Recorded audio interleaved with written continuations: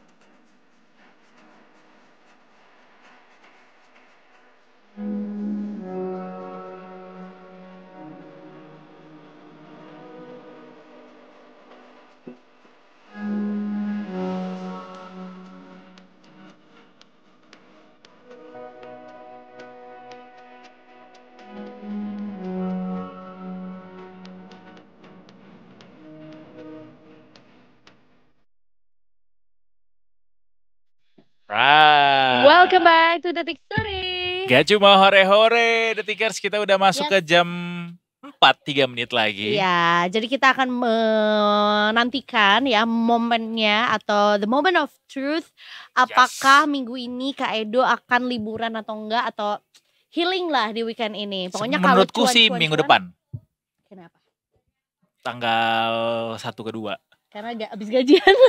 Iya, habis gajian. Oh iya. Jadi emang lebih ke realistis aja ya. Betul. Gitu, uang-uang yang pasti. Tapi bisa dibilang gak sih kalau berinvestasi itu uangnya gak pasti, belum pasti. Kan kalau gajian tuh valid gitu. Gajian. Oh iya. Gajian. Karena kan investasi itu tergantung hoki. Bener gak ya? hoki deh. Kita tanyakan yang ahlinya ya, coba Langsung ya. aja Apa kita. saja sebetulnya faktor-faktornya? Bener. Langsung saja kita tanyakan ke Mbak Sheryl Tanuwijaya yang kembali hadir di Detik Sore. Dari Halo. Investasiku. Sore Detiker, sore Mbak Mas. Sore Mbak Sheryl. Selamat sore. Jadi benar nggak Mbak Sheryl kalau investasi itu dihitung oleh hoki? Atau ada faktor lain yang sebetulnya menentukan cuan enggaknya sebuah investasi? Oke. Kalau aku tergolong orang yang setuju kalau hoki itu, keberuntungan itu bisa dibuat. Nggak serta-merta turun dari langit lalu jadilah beruntung. Jadi banyak hal, banyak variabel yang bisa kita maksimalkan supaya kita lebih hoki. Kayak gitu. Seperti Contohnya ya membekali diri dulu dengan edukasi yang cukup, yang optimal. Jadi investasi tradingnya tuh nggak feeling-feelingan, nggak hanya modal nekat gitu. Jadi nggak plek-plekan cuma ngandelin hoki atau keberuntungan dari langit gitu ya? Iya, ada aja memang Ada orang yang usaha tetep beruntung. ya. Yang misalnya menang lotre itu kan hal beruntung. Padahal ya nebak-nebak nggak ada ilmu secara datanya kayak gitu. Itu benar-benar beruntung. Oh dapat diundi gitu. Nah tapi kita bisa memperbesar probabilitas keberuntungan kita kalau kita lebih memahami literasinya. Gimana sih cara kerjanya? Lalu gimana sih pilih sahamnya? Lalu manajemen resikonya gimana nih? Kayak gitu. That's why. Bisa aja orang nggak ngerti apa-apa tapi bisa dapat cuan nih. Cuannya gede lagi. Tapi biasanya itu nggak bertahan lama. Kayak gitu. Misalnya nih, biasanya yang dari pengalaman kita yang dapat cuannya 1.000 rupiah misalnya ya, 1.000 rupiah. Sekalinya rugi bisa sampai 5.000, 10.000. Jadi signifikan kayak gitu. Tapi kalau kita mengkondisikan diri kita beruntung, kita bisa konsisten. Mungkin untungnya nggak langsung dapat 1.000, dapatnya 500, tapi konsisten, misalnya stabil gitu. Nggak yang untung rugi, jadinya ya tebak-tebakan. Lebih baik konsisten ya daripada lebih baik kecil tapi konsisten dibandingkan fluktuatif kayak roller coaster. Bikin deg-degan Bikin ya. deg-degan jantungan. Iya, bisa jadi kayak jantungnya masih di atas. Roller coaster aja udah deg-degan, apalagi kalau tornado. Ya kan, atau histeria. Betul. Tapi lebih ngeri roller coaster tahu. Ih enggak, aku Karena mah suka. Halilintar tuh ngantrinya lebih lama, jadi deg-degannya lama. Oh iya, karena banyak yang suka meminati itu, iya. dan iya. lebih aman untuk jantung gak sih? Sehingga orang-orang kayak mendingan Menurut aku sih aman untuk jantung tuh gajah beleduk ya Kak. Dan juga kopi aman untuk jantung. Lambung dong ya. Dan kopi jadinya. Oke. 9 pagi ya. Nah, ini apakah kondisi sore hari ini aman untuk jantung? Karena Aman untuk kayaknya ya. aku kalau aku kan ngelihatnya kayak wah kalau merah tuh bikin deg-deg darda ya gitu. Dak-dik-duk hatiku. Cuman nggak tahu apakah ada perspektif lain dari Kak Edo atau mungkin juga dari Mbak Sheryl juga nih mengenai kemeronaan ini. Kemeronaan. Oke, IHSG-nya hari ini hanya melemah sangat amat tipis, melemah 1,42 poin, which is ini nggak sampai 0,1% bahkan. Jadi di sesi 1 IHSG cenderung menguat, tapi kelihatannya dimanfaatkan pelaku pasar untuk profit taking. Soalnya kan seminggu full, bahkan sampai Senin, Selasa kemarin juga masih hijau terus nih bursa saham kita. Jadi nggak mungkin ada segala sesuatu yang terus-terusan naik. Pasti pada saat waktu tertentu dia harus koreksi dulu seperti itu. Dan koreksinya yang kita lihat hari ini koreksi sehat di IHSG, karena kita cermati bursa global ini juga lagi kompak koreksi kayak gitu. Mbak, aku mau nanya satu kasus yang juga lagi happening deh soal pinjol. Iya. Mau nanya, ini ada pengaruh nggak atau ada sentimen nggak langsung ke pasar gitu atau secara tidak langsung soal kasus Investri yang gagal bayar gitu? Ada pengaruhkah ke pasar saham sejauh ini? Oke, enggak sih, pengaruhnya enggak sesignifikan itu sih, karena dananya juga kalau kita lihat historis dananya jauh lebih besar yang sudah-sudah. Ini memang besar, tapi tidak sejumbo itu sehingga tidak membuat kepanikan di pasar. Oh, nggak ada kepanikan di pasar? Minim ya, relatif minim seperti itu. Kalau kita koreksinya hari ini memang lebih ke secara harga, IHSG kita tuh sudah jenuh beli, sudah overbought, sudah waktunya koreksi. Apalagi dari global sentimennya dari kemarin dari awal pekan ini tuh udah koreksi bursa saham globalnya. Cuma IHSG yang masih berupaya di awal pekan kemarin nggak koreksi. Tapi akhirnya di pertengahan pekan koreksi juga, tapi tipis sekali. Ya, tipis banget ini di jam 4.03 IHSG akhirnya ditutup di level 7.787, ini masih OTW nih. Turunnya 1,4 poin aja atau 0,02%. Tapi transaksinya cukup gede ya Mbak? Betul. 14 triliun. Yes. Meningkat lebih dari 1 triliun dibandingkan dengan kemarin ya. Iya. Kemarin itu 13 triliunan tuh kemarin pas kita bahas gitu ya. Artinya hari ini ya bener kata Kak Edo, banyak yang melihat Merona ini sebagai peluang, potensi buat cuan. Iya. Makanya transaksinya banyak ya Mbak. Lagi selain itu di dalam negeri setelah kemarin pada fokus ke pelantikan kabinet baru, pemerintah baru. Nah sekarang kan masih menantikan gimana nih gebrakannya di 100 hari pertama.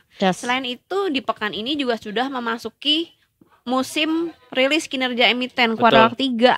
Nah ini mulainya tuh besok ya kalau di jadwal gitu. Baik dalam maupun luar negeri ya? Kalau luar negeri Amerika udah duluan dari beberapa pekan yang lalu. Kalau Indonesia fresh nih baru mulai besok sebagian emiten. Dan yang dicermati pasar sih kinerja emiten perbankan besar khususnya yang lebih mendrive market. Itu rilisnya baru di tanggal 30 yang mana itu akhir pekan. Di pekan depan ya, hari Rabu depan baru rilis. Berarti bagi-bagi keuntungan dong. Bisa bagi-bagi. Sebagian ada yang memang membagikan dividen, tapi kita belum cek secara detail masing-masing baginya berapa karena kan masih belum rilis juga, besok baru mulainya nih. Tapi harusnya sih oke lah ya melihat along sepanjang Q3 dari Mbak Sheryl sendiri. Kalau Oke kan? secara kinerja sih harusnya oke, baik top maupun bottom line-nya. Tapi soal kebijakan pembagian dividen, nah itu apakah mau siap-siap buat tahun depan ekspansi sehingga nggak bagi atau bagi tapi dikit gitu. Karena sebagian emiten LQ45 sorry, bahkan masih banyak yang belum mengumumkan tanggal earningnya tuh kapan gitu. Jadi kita masih baru tahap awal sekali nih untuk analisa rilis kinerjanya gitu. Biasanya sepekan setelah mulai musim rilis baru mulai ketahuan bocoran-bocorannya. Kayak gitu. Kalau kita lihat beberapa sentimen pasar atau beberapa indikator pertumbuhan atau kondisi industri perbankan saat ini kan, kalau BI atau OJK bilang masih ada ruang harusnya buat perbankan tuh tumbuh lebih tinggi gitu kreditnya, Mbak. Kira-kira dengan situasi ekonomi saat ini ngaruhnya ke harga saham big banks di pasar modal kayak apa, Mbak Sheryl? Oke, aku cek dulu ya gimana nih pergerakan sektor keuangan ya. Jadi kalau kita cermati saham-saham big banks, khususnya 4 big banks kayak BCA, BRI, Mandiri dan Bank BNI, ini memang mereka lagi uptrend, lagi trending. Terlepas memang kinerjanya di kuartal terakhir, kuartal kedua itu juga mendukung, memang bagus gitu. Meskipun suku bunga masih tinggi, saat itu kan kuartal 2 belum pangkas suku bunga. Pangkas suku bunga kan baru September kemarin tuh. Betul. Itu juga masih bertumbuh terus 2 digit kayak gitu. Jadi firm lah pertumbuhannya. Memang yang dinantikan ya gimana nih kuartal ketiga. Kuartal ketiga apalagi juga kita lihat sentimen global tuh makin ramai. Kayak konflik geopolitik tuh makin panas. Setelah di pekan lalu mulai bergantian lagi nih serangan-serangan rudal di Israel dan Hizbullah ya. Yang awalnya Hizbullah ngirim dulu nih rudal ke rumah Perdana Menterinya Israel ya. Benar. Lalu dibalas lah terus sampai sekarang, sampai ke jalur Gaza. Dan itu kita prihatin sih. Memang di sisi lain ya harga komoditas memang jadinya naik lagi. Komoditas energi menguat sih, konsolidasi. Karena ini juga didukung sama Eropa kan akan masuk juga nih ke musim dingin akhir tahun. Butuh banyak Nah, energi. permintaan kayak komoditas minyak, gas, batu bara itu akan meningkat gitu. Dan dari sisi pasokan ya dikhawatirkan kalau terus-terusan bentrok kayak begini, belum terlihat ending tanda-tanda perdamaian, ya dikhawatirkan mengganggu di saat permintaannya tuh lagi tinggi gitu. Oh, berarti emiten batu bara ongoing nih ya Betul. buat spike. Betul. Kita cermati harga saham-saham batu bara hari ini. Kalau secara komoditas, secara sektor energi masih, sekarang jadi berbalik nih, melemah 0,03% ya. Memang nggak serta-merta ada sentimen tersebut lalu nge-spike, nggak juga gitu. Apalagi sentimen perang ini juga sudah berulang kali dicermati. Dan kalau kita cermati, saham-saham batu bara tersebut saat ini lagi di area bottom gitu ya, lagi di area support nih, saham-saham batu bara yang yang besar ya market cap-nya kayak gitu. Biasanya yang lebih lincah memang terhadap news itu saham-saham batu bara yang second dan third liner gitu. Yang murah-murah. Betul, yang market cap-nya agak lebih kecil. Tapi memang ini justru yang diminati sama trader karena lincah harganya. Peluang untuk beli dan jualnya tuh banyak. Meskipun resikonya juga besar kayak gitu. Trader nih kayaknya jantungnya ada 5 ya. Jangan balonku dong ya jantungnya. Jantungku ada 5, tetap aja dar-der-dor ya. Karena pada berani-berani gitu mainnya. Ini yang bikin dar-der-dor juga ada informasi bahwa besok itu ribuan buruh akan menggelar aksi demo untuk tuntut upah lagi ke Istana Negara. Nah ini juga nih bisa jadi sentimen negatif ya kalau terjadi dengan tidak kondusif. Baru juga presiden baru Pemerintahan baru dilantik belum ada seminggu sudah ada demo. Nggak apa-apa juga sih kalau mau demo ya Mbak, Betul, asal asalkan damai, tidak tidak ada anarkis. Iya, Betul. tidak anarkis, jangan sampai Karena ada kan sebenarnya luka-luka apalagi. Penyampaian pendapat, itu, Aspirasi. aspirasi juga ya. Jadi momen aja untuk kayak mungkin berkenalan ya. Sama Iya. presiden Iya, baru, betul. iya. Dari teman-teman buruh juga dengan kabinet-kabinet baru, terus kayak halo, ini dia pesan yang mau kami sampaikan. Iya sih, bisa jadi itu Iya juga sih. kan? Cuman karena banyak aja yang mau kenalannya, jadi Dan bentuknya demonstrasi. tuntutannya pun Mm-mm. sebenarnya nggak banyak yang baru sih ya, masih Ya. soal kenaikan upah. Mungkin hanya memperingatkan ya, memperingati. Mengingatkan, Memperingati sekedar tuntutan yang belum diwujudkan, Tuntaskan. dituntaskan Mumpung di masih pemerintahan yang awal kemarin. nih pembentukan. Iya. Betul. sih, bisa Betul, jadi, betul. bisa jadi. Ya betul kata Mbak Sheryl bahwa semoga tidak anarkis ya. Kalau Itu sampai yang penting. ada anarkisme Kan ya 24. jadi kekhawatiran gitu buat stabilitas politik juga pada akhirnya, Iya, keamanan ya. betul. Dan pasar tidak suka dengan yang ribut-ribut. gitu. Pastinya. Padahal di pasar ribut ya.